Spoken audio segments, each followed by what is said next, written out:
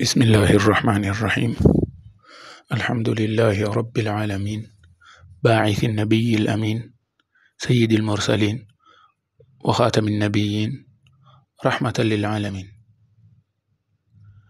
وقدوة للمعلمين وحجة على الناس أجمعين، صلى الله وسلم عليه وعلى آله الطيبين الطاهرين وأصحابه المهتدين السابقين الأولين والتابعين المحسنين. قال تعالى في محكم تنزيله: لقد كان لكم في رسول الله أسوة حسنة. لقد كان لكم في رسول الله أسوة حسنة. أما بعد،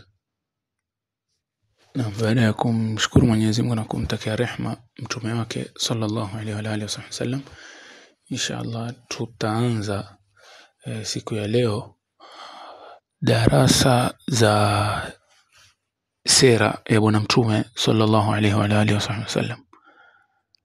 Tutazungumzia sira yake, maisha yake. Inshallah tumuomba Mwenyezi Mungu atujalie taufiki na kabuli na istiqama katika kuelezana darasa hizi. Na umuhimu wa sira, kihakika ni sira ni somo la muhimu sana, ingawa ni katika masomo ambayo yametupwa ama labda yamedharaulika hata kwa wanaosoma, wanaojiita talabatul ilmi. Wengi katika sisi, ikiwa yasihi kuitwa kwa ni talabatul ilmi, kwa kiasi fulani tumepuuza masomo haya kuwa labda ni masomo tu, yani kama ya kitarikhi, kama kusoma visa kama hivyo. Naam. Kwa hivyo hii ihmali imesababisha yani madhara katika jamii zetu. Manake utaona wengi kati yetu katika jamii zetu hatumjui bwana mtume sallallahu alaihi wa ala alihi wa sahbihi wasallam. Manake afika mpaka hatuna kielelezo, hatuna role model. Ndio ikawa sasa sisi kama vijana tutatafuta waliyadhu billah role model kwa actors, sijui wasomi wa kizungu, labda wengine wachezaji wa mipira, wengine waimbaji, wengine viongozi wa kidunia. Almuhim, kwa sababu tumekosa kujua sira ya bwana mtume sallallahu alaihi wa ala alihi wa sahbihi wasallam, unaona tunakosa role model katika maisha yetu. Sasa utaona mizani zetu haziko sawa yani na mizani ya dini ama mizani ya bwana mtume sallallahu alaihi wa ala alihi wa sahbihi wasallam. Kwa hiyo ni muhimu inshallah tujue sira ya bwana mtume sallallahu alaihi wa alihi wasallam, na pia tuifundishe kwa watoto wetu. Yafaa kuwa kitu hususan kwa ajili ni kitu cha visa na nini, hata yule mtoto akielezwa itakuwa you enjoy. Kwa hiyo lazima tujaribu tujue sira ya bwana mtume sallallahu alaihi wa alihi wasallam. Ni katika majukumu, manake vipi tutampenda, vipi tutamfuata ikiwa hatujui sira yake. Na ndio tulikuwa tutaanza inshallah na umuhimu wa sira ama faida ya masomo haya ya sira. Hii darasa ya kwanza ghaliban tutaanza kwa upande huo, umuhimu wa sira. Jambo la kwanza ni hili ambalo tumeliashiria, kuwa Muislamu akiweza kumjua bwana mtume sallallahu alaihi wa ala alihi wasallam ndo atampenda. Na yani manake huwezi kupenda kitu hukijui. Kile ukitajiwa neno ambalo labda hujawahi kulisikia, neno la lugha nyingine, ukiambiwa bwana wewe wapenda kitu kadhaa, wapenda chakula kadhaa, na labda hujawahi kusikia lile neno, hujui chakula gani, utasema mimi sijui, kwa hivyo siwezi kupenda kitu ambacho sijui. Na kama tunavyojua, imani ya muumini haikamiliki ila ikiwa atampenda bwana mtume sallallahu alaihi wa alihi wasallam kuliko hata nafsi yake. Hadithi mashuhuri kimwambia Saidina Umar kuwa la yakumulu al-iman, imani haikamiliki isipokuwa wakati gani? An yakuna nabii sallallahu alaihi wasallam, akiwa bwana mtume ni ahabbu nasi ila kulli shay, iwe yeye bwana mtume ndo twampenda kuliko chochote, kuliko nafsi zetu, kuliko watoto, kuliko. Sasa tutampenda vipi ikiwa hatumjui? Katika faida za muhimu zaidi za sira ni kuwa wapata kumjua mtume, wapata kumpenda, na kila tutakavomsoma tutaona manake zile wakai, yale matukio yaliyotokea, mpaka tutashangaa hapa rehema zake, hapa yani akili yake, hikma yake, hapa ithari yake, yani akiwapa watu wengine kitu ambacho yeye ndo alikuwa kihakika yastahiki, na mambo kama hayo, sacrifices zake, mambo kama hayo. Inshallah, yani kila tunavyosoma utaona kweli huyo ni rahmatan lil alamin. Naam. Kwa hiyo jambo la kwanza ni kuwa ile kuisoma sira inakuza nini yetu, mahaba yetu kwa bwana mtume sallallahu alaihi wa ala alihi wa sahbihi wasallam. Katika faida pia ni kufahamu shakhsia ya bwana mtume sallallahu alaihi wa ala alihi wa sallam, yani ni kumjua kama mtu wa karibu, yani kumjua kama mtu wamuona, tamam, kama ambaye wamuona kwa macho kabisa, huyo hapa bwana mtume sallallahu alaihi wa alihi wasallam. Manake hakuna sira ya mtu, ama kwa lugha yetu hakuna biography ya mtu, maisha ya mtu yaloandikwa na yakaelezwa kwa tafsiri nyingi kama za sira ya bwana mtume sallallahu alaihi wa alihi wasallam. Hakuna sira kama hiyo duniani, yani imma ni sira yake ama ni umbile lake, na sifa zake. Hakuna sifa za mtu yote zilizohifadhika, zilizoelezwa kama za bwana mtume sallallahu alaihi wa alihi wasallam. Yani mpaka kuna watu ni kama wanamuona wakitakhayal zile sifa za bwana mtume sallallahu alaihi wa alihi wasallam, mpaka wakisema kuwa mwenye kusoma Tirmidhi basi ni kama, yani kutoka mwanzo mpaka mwisho itakuwa kama amemuona bwana mtume sallallahu alaihi wa alihi wasallam, ile Shamail Tirmidhi, kwa sababu ameelezwa yeye bwana mtume sallallahu alaihi wa alihi wasallam kwa namna, yani kwa ukamilifu tuseme. Naam. Kwa hiyo kitu cha kwanza tutaona zile dhurufu za bwana mtume, tutaona maisha yake, tutamjua kama mtu, kama ambaye tuishi naye, mpaka tutaweza kuwa na taakidi, tutaweza kuwa na hakika kuwa huyu kweli si mwingine isipokuwa ni itwaje, mtumi, yani ametumilizwa na Mwenyezi Mungu kwa ile namna alivyokuwa akiishi. Naam. Na katika faida pia ni kuwa tupate kudwa kama tulivyotanguliza pale mwanzo. Maana tulisema kwanza kuzidisha mahaba, kisha kitu cha pili ni kumjua shakhsi ya bwana mtume kama mtu tunaishi naye mpaka tujue dhurufu zake, kisha kitu cha tatu ni Muislamu apate role model, mathalul a'la, Muislamu apate role model. Kisema kama ile aya tangulia sema jalla jalalu laqad kana lakum fi rasulillahi uswatun hasana, yani kuwa Mwenyezi, yani imekuwa kwa mtume Mwenyezi Mungu ni uswa, ni role model. Uswatun hasana ni good role model, ni kielelezo chema. Kwa sasa tukijua maisha yake, tutajua kitu fulani kikitokea basi mtume alifanya kadha, basi mimi nitamuiga. Kitu fulani kikitokea basi mtume alifanya kadha, basi mimi nitamuiga. Mwenyezi Mungu pia katika aya akituambia qul in kuntum tuhibbuna Allaha fattabi'uni, sema Muhammad kuambia hao, ikiwa kweli mwampenda Mwenyezi Mungu basi nifuateni mimi, yani tumfuate bwana mtume, tumuige. Tamam. Na hii ni katika mambo utaona kila tunavopita katika hizi dhurufu. Yani mtu, kwa mfano, mtu ambaye amfiwa na watoto wake, vipi atareact? Amfiwa na watu ambao wakaribu yawapenda, vipi atareact? Haya yote mtume amepitia. Kwa mfano mtu amepingwa na yuko katika haki, mtume amepitia. Sasa mtu wa karibu labda akimkosea heshima, akiwa labda mtu ni maskini, akiwa mtu labda ni ana uwezo kidogo wa mali, akitaka ukifanya, yani akitaka kwenda jihadi, akirudi, akitaka kufanya biashara, akitaka kufanya kazi, akitafuta riziki, vipi kuishi na wake zake. Haya yote ni mambo ambayo sisi twayaishi, twayaona.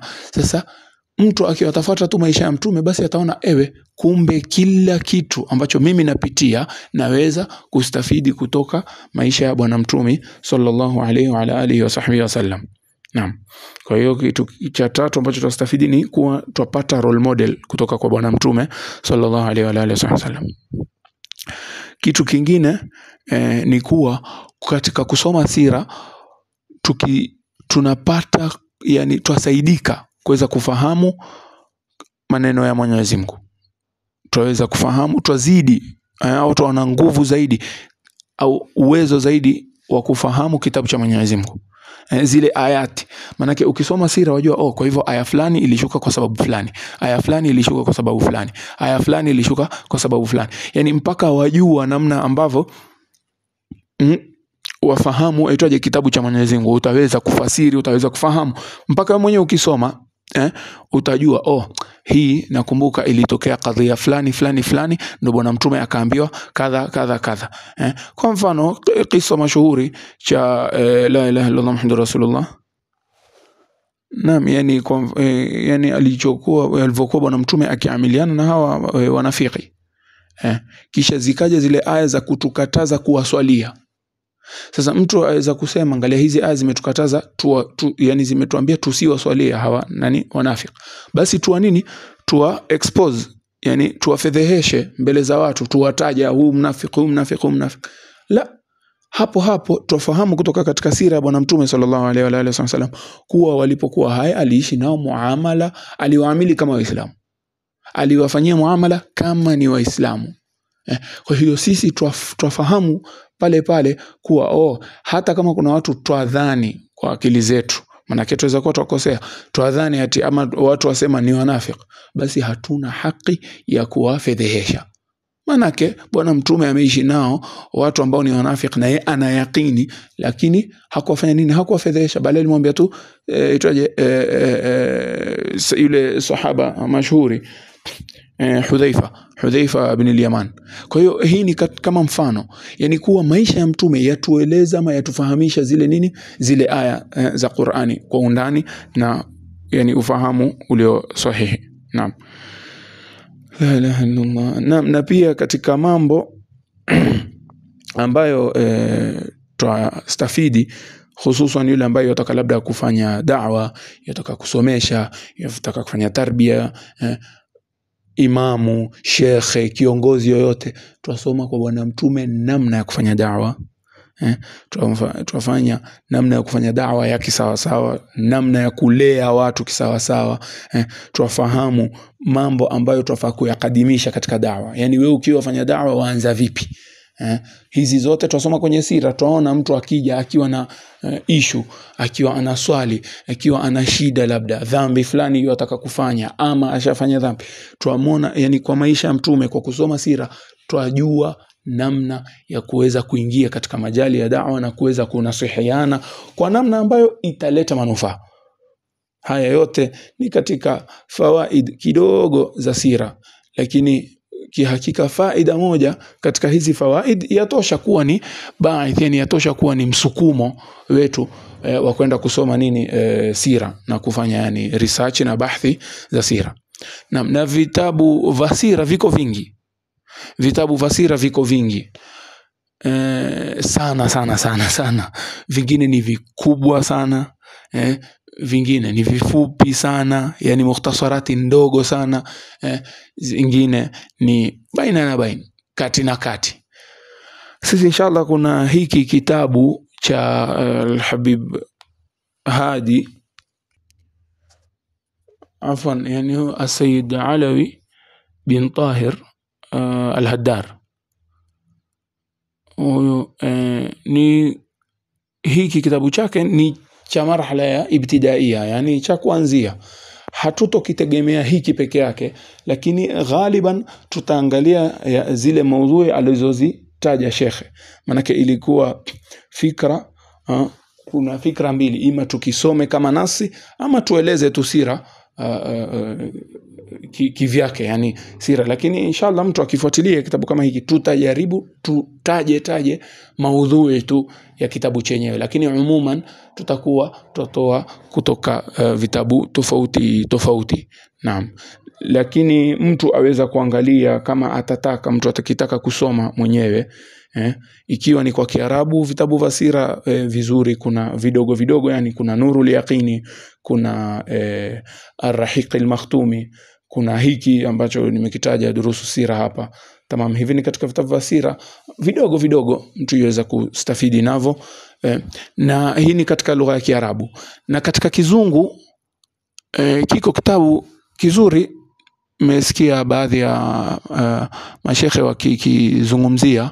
Mmoja katika watu waliosilimu, aliposilimu, jina lake anaitwa Sirajuddin, alikuwa katika yani watu wa tazkia wakubwa sana mashuhuri, akiitwa Martin Lings. Jina lake hasa yani la Kizungu kabla kusilimu alikiitwa Martin Lings, na ana kitabu kimeandikwa Muhammad Martin Lings, yani amezungumzia sira bwana mtume la bas, yani waweza kusema ni kama ni mukhtasar ya wakisema, nafikiri kama sijakosea, Ibn Hisham, lakini mukhtasar sana, taban mukhtasar sana, ameifupisha sana.